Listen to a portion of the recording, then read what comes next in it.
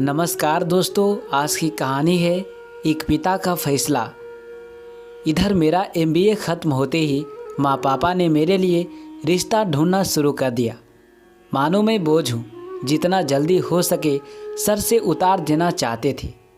क्यों आखिर मेरी मर्जी भी नहीं पूछते, मैं क्या चाहती हूँ, मेरे सपने क्या है, मेरी पसंद पूछते।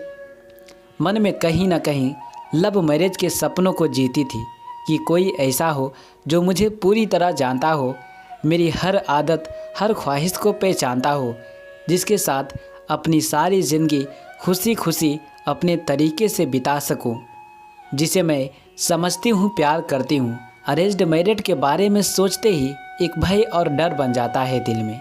पता नहीं कैसा होगा लड़का, परिवार के लोग कैसे होंगे, मुझे समझ पाएंगे कि नहीं, लड़के के विचारों से मेरे विचार मिलेंगे या नहीं। और मेरी बहुत सी सहेलियां ने लव मैरिज की थी तो दिल में एक आस और सपना पल रहा था। क्या जल्दी है माँ, पापा को मेरी शादी की, कुछ तो समय देते मुझे। आज तक पढ़ाई में ही व्यस्त रही, आसपास देखने तक की फुर्सत नहीं थी। अब खुद के आस्तीप के आसमान में उड़ना चाहती हूँ। क्या पता कोई ऐसा मिल जाए जिसके साथ अपनी सारी ज़िंदगी खुशी खुशी बिता सकूं। सोचने तक का मौका ना दिया और पापा ने एक दिन विस्फोट किया। खुशी बेटे सुन तो, तेरे लिए कितना अच्छा रिश्ता आया है। पापा की खुशी का ठिकाना नहीं रहा। पापा को हमेशा मेरे लिए एक इंजीनियर लड़के की तलाश थी। अपनी बच्चों को सारे सुख देना चाहते थे।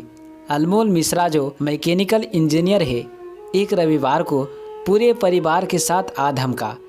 दिखने में ही स्मार्ट और हैंडसम था। दूसरे रविवार सगाई भी हो गई और 2 महीने में शादी भी पक्की। पता नहीं, एक सपने सा लग रहा है आज खुद को शादीशुदा महसूस करना। और शादी का दिन भी आ गया। आसपास के शोर शराबों के बीच आवाज़ आई, बारात आ गई दीदी। आज महसूस हो रहा है पल पल जैसे कुछ टूट रहा है। एक फूलों से सजी गाड़ी रुकी, मेरी धड़कन रफ्तार दे दी। एक अजनबी को देखा मैंने उतरते, जो आज मुझे अपनी धरातल से उखाड़कर उसकी एक अनजान दुनिया का हिस्सा बनाने ले जाएगा। उसके घर को अपना घर कहना होगा, उसके परिवार को अपना मानना पड़ेगा, अपना बनाना पड़ेगा। मैं कुछ नया करने नहीं जा रही थी, पर फिर भी न जाने क्यों इस अरेंज्ड मैरिज के पीछे गहराई मुझे महसूस करवा रही थी कि क्या ढाल पाऊंगी मैं खुद को नई ज़मीन पर। क्या थे सपने की, पढ़ लिख कर जॉब करूंगी, कुछ बनूंगी, अपनी डगर खुद तराशूंगी। और आज मैं ये क्या करने जा रही थी, बस महज माँ पापा के प्यार और उनकी जिम्मेदारियों को कम करने की कोशिश में एक अजनबी के साथ बंधने जा रही थी। जयमाला फेरे, 7 वचन, विदाई, अब मैं शादीशुदा थी। एक दहलीज छूट रही थी। पल भर में कितना कुछ बदल गया। मैं लगातार रोए जा रही थी कि मेरी नज़र मेरे अजनबी दूल्हे पर पड़ी। उसके चेहरे की हर अकुलाहट में, हर लकीर में मेरे प्रति परवाह साफ झलक रही थी। उसकी आंखों में नाराज़गी दिखी। उनके सबके प्रति जो मुझे लिपट कर रो रहे थे, उसे लग रहा था कि वो सब मुझे रुला रहे हैं। शादी की रस्म खत्म होते ही फूलों से सजी गाड़ी में एक अनजान हमसफ़र के साथ निकल पड़ी, एक नई दुनिया बसाने। नए सफ़र पर अनजाने अजनबी के साथ आंसू रुकने का नाम ही नहीं ले रहे थे। मैंने खुद को इतना अकेला कभी महसूस नहीं किया था। मैं चुपचाप रोए जा रही थी कि अनमोल ने मेरे हाथ पर अपना हाथ रख दिया और आंखों से कुछ यूं इशारा किया कि मुझे ऐसा महसूस हुआ मानो पापा का हाथ हो। स्पर्श अनजान था पर बहुत ही नज़दीक और अपनापन जताता। मैं थोड़ी रिलैक्स हुई।